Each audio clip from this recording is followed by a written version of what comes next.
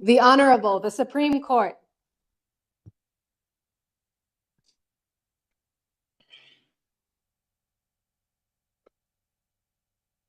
Morning, everybody. Thank you. Please be seated.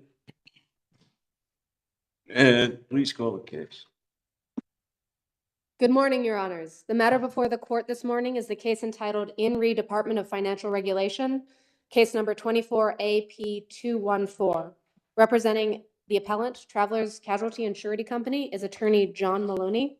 Seated at counsel table with Attorney Maloney is Attorney James Cooley. Representing the appellee, the Department of Financial Regulations, is Attorney Dave Cassidy. Seated at counsel table with Attorney Cassidy is Attorney Greg Weimer. Okay, thanks very much. Counsel, you both from Boston? Huh? My office is in New Jersey. Oh, come on up if you would. Who's from Burlington? Are you from Boston? I'm not. I did go to law school in Boston. Yeah, so did I. You a Red Sox fan? I guess I have not. Don't answer that question. This is the last case of the term. I'm gonna get my shots in. I couldn't start on a worse footing, but Are you a Yankees fan? I am. Don't answer that question. Oh, my. Sorry. Huh? I want to advise you if you're right. Can we talk football, perhaps? Where are you? What? New Jersey. Huh? New Jersey. And the Yankees, oh my. All right, That's well, true. listen, we're gonna listen to you, believe me. It's not. Phillies. Okay, please don't deduct that from his time.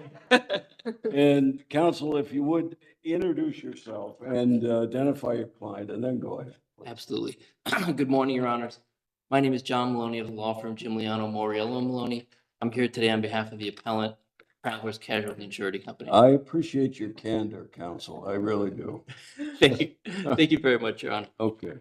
But, Your Honor, this is an appeal concerning a subpoena that was lawfully issued to the Department of Financial Regulation, with which the department has wrongfully refused to comply. We respectfully submit that Travelers has satisfied the statutory requirements of 8 VSA 6002 C3 to obtain discovery from. Mr. Cassidy, I apologize for interrupting you at this point, because you said that you have satisfied the statutory requirements for the grant of the subpoena and the information you're seeking. How do you get around the permissive but not mandatory language? However, in the statute under, and you're moving under 6002 C3A, which says may be discoverable. Your Honors, we submit that is as you, to use the word that Your Honor just used, it is permissive. That allows the discovery requested to be. But it's permissive, not mandatory. May be, not shall be, must be. It says may be. I understand, Your Honor, but I don't think that the statute is intended to give full discretion to the department to determine when it will feel like responding to a subpoena, because otherwise it would render the rest of the terms of the statute somewhat superfluous. So where is your basis then for the statutory intent that you just referenced? I don't have a basis in statutory intent for that, Your Honor, and I admit that is not an issue that we briefed. It's not one that was raised by any of the parties. But I would submit that it is not uncommon to use the term may with respect to discovery, only because using the word shall, I think would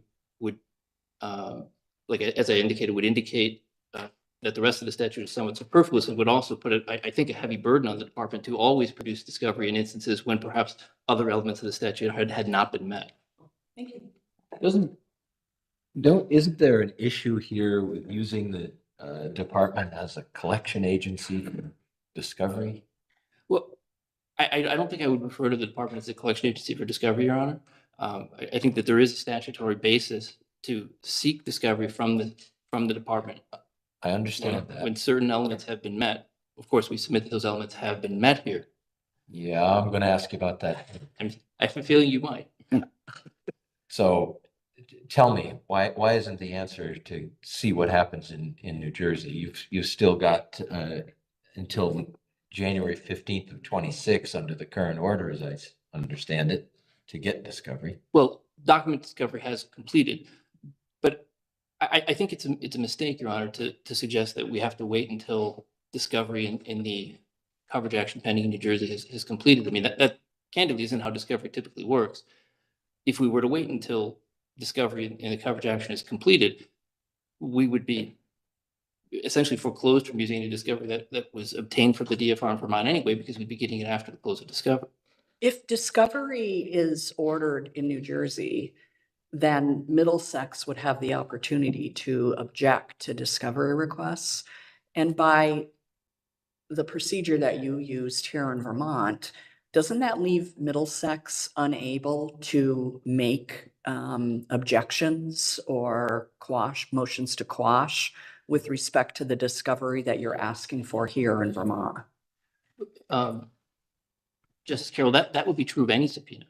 Even a subpoena issued in New Jersey to another hypothetical third party, only the party receiving the subpoena has the ability to quash that subpoena. I believe that's true under both Vermont and New Jersey law. So to say that Middlesex is left without an opportunity to quash, I don't think that that's inconsistent with basically the subpoena power and how it's used in virtually every state that I'm aware of. Would you just clarify the record though about all of this? You made efforts already in the lawsuit that's pending to obtain documents. Some documents have been provided, at least, I think if I read 2 occasions on 2 separate occasions, maybe more. And your concern is that there are additional records that are available but have not been provided? Is that what your position is? I think that's a partially correct summary, Your Honor. I guess I want to respond to your question by first saying that from our perspective, it doesn't matter Yep, what was I get produced that. or not produced by Right, Middlesex. right. Insofar as Middlesex or Johnson & Johnson are not non-confidential sources, and we strongly submit that they are not, whether the documents are available, have been produced, will be produced, all of that is irrelevant. But only to the extent that this court were to find that Middlesex is a non-confidential source, which again, we submit would be an incorrect finding. Yeah.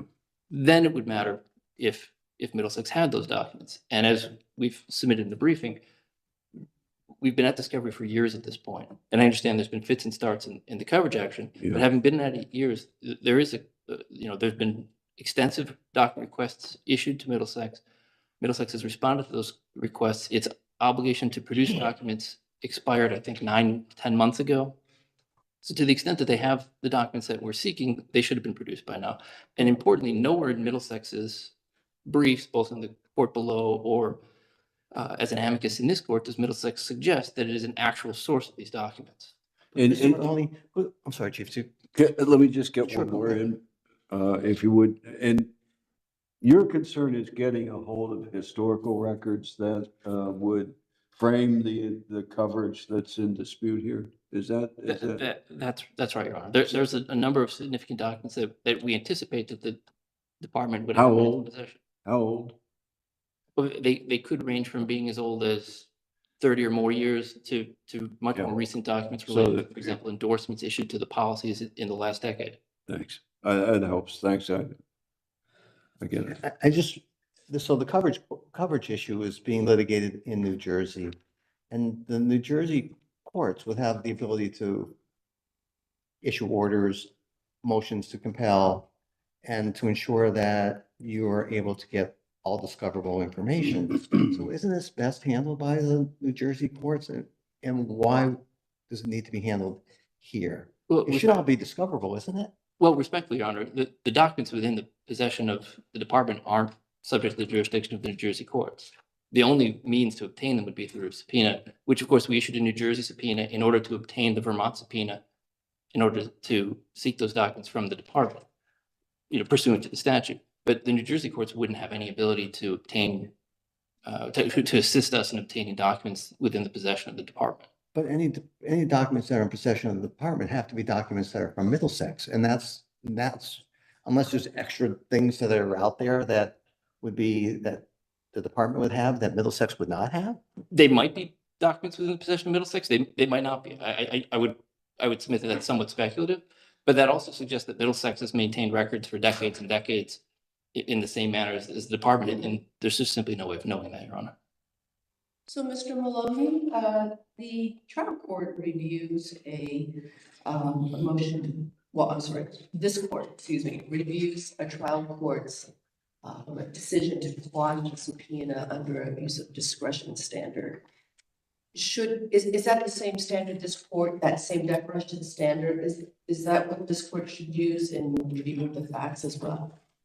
I would say, with respect to the facts, that to the extent that The factual findings as to whether the two components of the statute were met. I would say no, Your Honor, because those are, with respect to the components of the statute and whether they've been met, the real issue isn't the facts so much as the construction of the statute, and that should be reviewed on a non-deferential plenary Under de standard, novo. under de novo review. But I understand the law, so you're saying the facts also should be reviewed de novo? I don't know that there's facts that require review. You know, the issue is, Whether is it it's- relevant, necessary, and are they not, and is there non-confidential sources? I don't believe that the facts, you know, were reviewed by the court in such a way that there was any findings, but even if there were, I don't know that they would candidly matter that much, because it's really the statutory construction that's at issue. Well, didn't the court have to make a finding whether or not they were confidential, non-confidential? Or is that just based? So help me with that. I think as I read the court's opinion, I think the court, with respect to non-confidential, confidential, made a finding that, you know, that a legal finding that we had not demonstrated that there were non-confidential sources available, but the only sources that could have potentially been identified, of course, are Middlesex and to some extent Marsh, both of whom are, you know, private corporations that you certainly can't knock on their door and ask for documents. And even in the context of litigation, which we of course are in New Jersey, the documents are still confidential. The documents are subject to confidentiality orders. Their use is heavily restricted. Even within my client, I can't provide documents to all, you know, employees of Travelers, and I can only use them for certain purposes. Okay, thank you.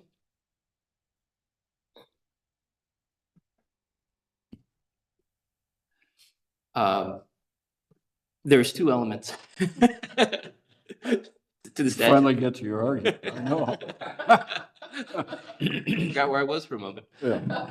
There's two elements to the statute that we try to focus on and that I want to highlight. The first is sub 1 or Romanet 1, which deals with relevant necessary. And we would submit that the documents requested through the subpoena are both relevant and necessary to the furtherance of the coverage action. There's no reasonable dispute that the documents sought are at least relevant to the coverage action. The court below focused on the term necessary and whether Travelers satisfy the term necessary. But the court's conclusions construed necessary in respectfully construed the term necessary far too narrowly and in a manner that's inconsistent with the common use of that term in similar contexts. The term necessary should be evaluated by the needs of the coverage action. And as this court has previously done, the term necessary should be equated with the requirement that discovery be relevant necessary to a simple relevant standard. And I would point the court to the Shaddy v. Department of Labor case, where the terms material and necessary, similar to relevant necessary, and similar to how other courts and other jurisdictions have interpreted those terms, are interpreted under sort of a relevant standard as to discovery. I will quickly move on to the Romanet, which is the non-confidential sources. This term should also be afforded the broad meaning ascribed to it by any plain language interpretation of that phrase, that such information is not publicly available. We submit that the Superior Court erred in its narrow interpretation of other non-confidential sources, which ignores both the plain meaning of the statute and the prior case law interpreting that term. Counsel, if I might, do your efforts in New Jersey to get the documents continue? Are you still actively trying to get them through the New Jersey court? I would say that, you know, discovery is open. There are still conversations going on between the parties in terms of you know, completing discovery and such. But at this point, you know, there is not an open request or an obligation on behalf of Middlesex to produce any more documents. That's what I wanted to know. Thank you. Was there any clarification about whether you were asking here in Vermont for documents filed just by Middlesex or the entire file itself? I don't think that our requests were so broad as to just the entire file itself, and there were some broader requests and some much more narrow requests within the subpoena. Yeah. But it would largely involve, if not documents filed by Middlesex, certainly documents relating to Middlesex. We certainly weren't looking for documents relating to any other captive insurers that. Oh, right, but not just the ones that Middlesex filed themselves, but other Documents relating to Middlesex as well. Okay. And if no one has any other questions, I would like to reserve a little bit of time. Okay, thanks very much. We'll hear from counsel for the appellee. Please come on up and before you start, if you would, identify yourself and your client and then proceed. May it please the court, good morning. My name is Dave Cassidy. I'm an Assistant Attorney General, and I'm appearing on behalf of the State of Vermont Department of Financial Regulation. Thank you. At the council table is Gregory Weimer, who is the counsel for the amicus brief from Middlesex. You splitting time? Nope, I'm going to take all the time. Okay, good. Thank you. I think you raised the most relevant question towards the end, which is what is the standard of review for this? The Superior Court made specific findings. Findings were whether they had met their burden, and that's reviewed for abuse of discretion. And the Superior Court did not abuse its discretion and find that the showings were inadequate. The requests were overly broad. There was very little explanation of how any of these materials could relate to, they didn't say what they were trying to prove in the university court, but they didn't give any explanation of how these would relate to those. More importantly, though, was showing necessity, because they would like to read necessity out of the statute. The statute very clearly says relevant to and necessary for. Yeah, but here's the problem I've got with that. The trial court says in its order, the necessity must be shown before the appellee produces. The appellee, he doesn't say appellee, but that's how it Before wrote the it. department produces. Yeah, before the department produces. How is it that the appellant can show something that they don't have, that they, how do they comply with that? I think the Superior Court addressed that in a pair of footnotes where they said ways that this could happen is move to compel in New Jersey. One thing we have not seen in the briefs, we didn't hear from counsel, and it's not in the record anywhere. There's never been a motion to compel filed in New Jersey. They requested documents and Middlesex filed objections. Those objections have not been ruled on in New Jersey. Instead, they're asking the Superior Court in Washington County to make a finding of relevance, while relevancy objections have been made in New Jersey and never addressed by the court that's actually supervising this litigation. That's the appropriate place. That's the appropriate forum for this to be decided. So had they done all of that? And we found that they couldn't get it. So as he said in his footnote, if you'd made these efforts, you'd learned that there were documents and maybe the documents were no longer in their possession or they were incomplete. Then you could subpoena the department and say, do you have the records that are missing?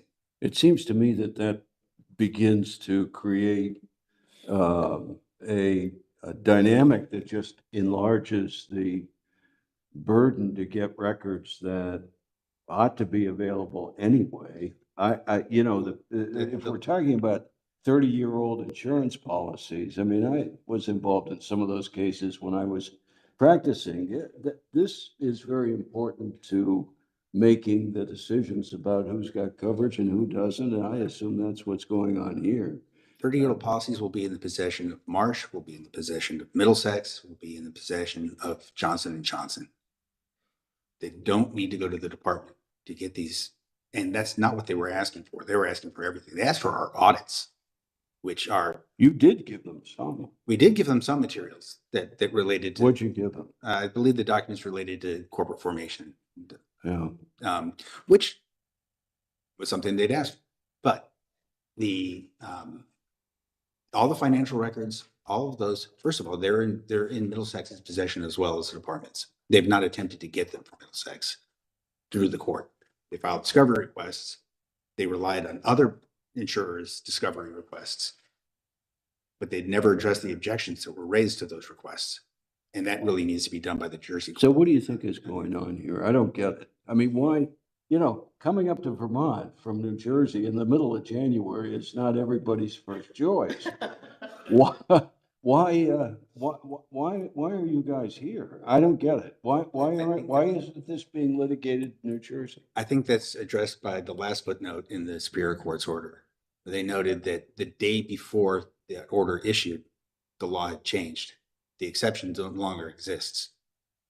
So rather than going through the proper channels in New Jersey to move to compel and try and get the documents, they tried to jump the gun before our law changed and take advantage of an exception that no longer exists. The legislature has determined that these documents are to remain confidential, period. Mr. Cassidy, do you know why the legislature added that language, the confidentiality in 1997? So a lot of the legislation around captives and other insurance companies are based on model laws that come out of the National Association of Insurance Commissioners. I don't know if that was out of a model law or not, but it's but it's also, they're all collaborative across the states to try and harmonize the functioning of the insurance divisions. But the impetus behind that would be that states are being hit with too many, the captives are increasingly turning into litigants, and departments are becoming more subjected to discovery requests that really properly gone to the captives themselves. And in order to protect their confidentiality in an increasingly litigious environment, the exception was removed. Thank you. And so, Can I ask a question about the Absolutely. facts? You said that it was a review by us, abuse of discretion for the factual findings. Is it not that we look at the findings and make sure they're supported by the evidence and aren't clearly erroneous? I'm not sure where we're getting this abuse of discretion. on I believe we facts. cited State versus Semino for that proposition. What one is it? State versus Semino, I believe, is what we cited in our brief. But in the trial court's analysis was thorough. He looked at the breadth of the requests, the fact that they had not undertaken any attempts to get the New Jersey court to order the production, that other than the financial audits, which they've withdrawn the request for because those are under a different confidentiality statute that has no exceptions, everything else should be in Middlesex's possession. They're the party to the litigation, not the state of Vermont. And Have they indicated what is or is not there in terms of some sort of privilege log or anything of that nature? not that has been filed in the record. They filed objections. Those are only in the supplemental printed case because the printed case didn't include Middlesex's responses. It had the discovery requests included in Mr. Maloney's affidavit, but he didn't provide their responses. Middlesex has provided the responses in the record, and those are in the supplemental printed case. I think they're around 75 or so. And there are objections. There are numerous objections to those discovery requests. And the So the trial court found validity that of those that should be objections- decided by New Jersey. But the validity of those objections are not going to be handled by Vermont court. They're going to be handled by a New Jersey court. We believe that's the more proper form for it. That court is supervising, that's running the litigation. They know what's at issue. The parties are all before it. And, here we have two. We've got Travelers and Middlesex. And Middlesex only appeared, as an amicus. They weren't a party to the litigation. So you don't have anybody to assert the interests of all the other litigants here. Whereas in the New Jersey court, all of the insurance companies that are involved in that litigation, and I think there are a ton of them, are able to participate. And the judge can make a more fully, or the special discovery master, and then the judge can make a more fully reasoned and informed decision on what the scope of discovery should be, as opposed to having the Office of the Attorney General for Vermont trying to find relevance in a litigation we're not involved in with the other participants excluded. It seems inappropriate. It's not saying the judge can't make the finding, but when they've never requested the court in New Jersey to do it first, that's where the showing of necessity failed. And also the fact that they are non-confidential sources. When the exception is written, said you have to show there's another non-confidential source. I think the Superior Court properly read that as a source that's not governed by a rule of confidentiality. So can you get it? Can you get some of the financial information from the Department of Taxes? Probably not. Those are going to be confidential. Can you go to another Department of Insurance who may have records? Probably not. They're going to have a similar confidential, like 6002. Can you get it from Middlesex? Absolutely. File a motion to compel and make your showing. That's not confidential. There is no statute protecting Middlesex's information from their opponents. And so they are a non-confidential, and they admit to being a non-confidential source, which means the second half is also, it has not been satisfied, and there's not an abuse of discretion or clearly erroneous finding that they did not meet their burden in the Superior Court. Would there be a possibility that there be documents contained in the department's file that would not be contained in either Middlesex or Johnson & Johnson's files? There's a possibility. There's a certainty. There's a lot of work papers that go into the audits, but those are all absolutely confidential. But they asked for them though in the subpoena. But so there are the department undergoes extensive reviews of the health of the captive companies, but those are not available in litigation. But would they be available to, but Middlesex would, those documents would be shared with Middlesex, or they just? No, Middlesex would know the results. They know the results. They would not get the work papers. And nor should they get the work papers. That is the Department of Financial Regulations confidential information. That's how they do their job of regulating the captive industry. How are those documents relevant to whether there's coverage for J&J? Your guess is as good as mine because they made no showing of that.